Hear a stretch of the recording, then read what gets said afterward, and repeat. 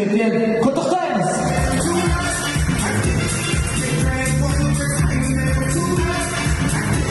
Көңіл келгендеріңізге, уақыттарыңыз бөліп келгендеріңізге көп алғыс айтамыз. Бүгінгі кештің басты қаһарманы Нұртас Ерболұлы қандай мықты жігіт. Қошеметтеп қоюға болады ғой.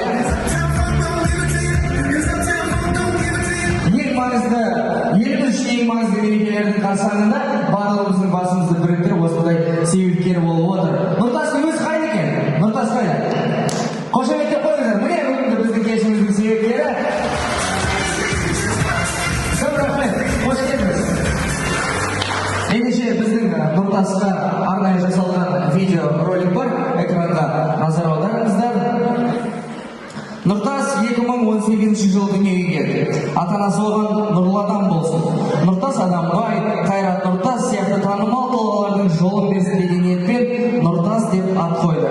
2019 жылдан бастап Нұртас омыртқа бұлшық атрофиясы деп аталатын дертпен күресіп келе жатыр. Кішкентай Нұртасты қаһарман деп атауға әбден болады. Ауыр дертпен күрес жолында батырлық танытып, мықтылығымен тәнті етіп жүрген нағыз ер